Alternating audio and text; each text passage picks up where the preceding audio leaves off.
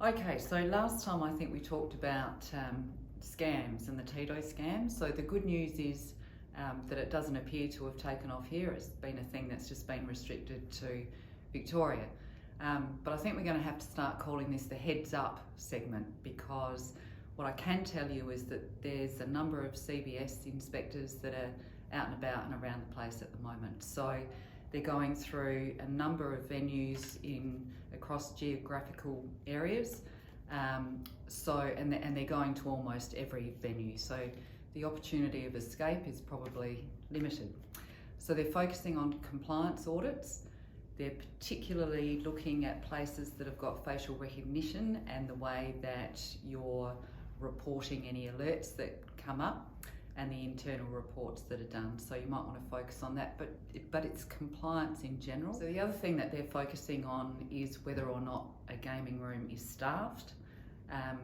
So if you're a pub in a regional area that has a relatively small gaming room, and then you've got visibility from maybe your front bar through to the gaming room, that's okay if you're short-staffed.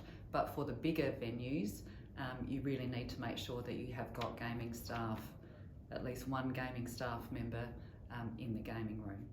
Some good news that I can't leave you on a bad note. Some good news is that there's currently a review of all of the gaming training.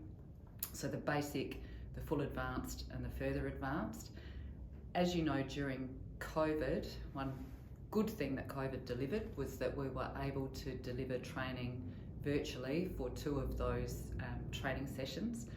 As part of this review, we have requested that continue indefinitely into the future, or really just become part of the way that training is delivered.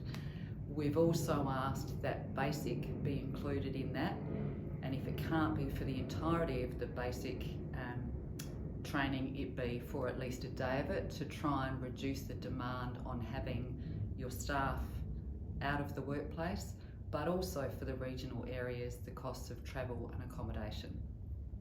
So they're about to land. We're in the final stages of the consultation process, so there's been a few different drafts in relation to it all, and it looks like that all 3 sets of training will be done both online and virtually. So there'll be a Zoom option, but there'll also be an online self-paced module training, which is again really good for a sector that has regional hotels, but also that is very short-staffed at the moment. So watch this space, and hopefully the next time I speak to you, we will have landed on a position in that regard. Happy trading.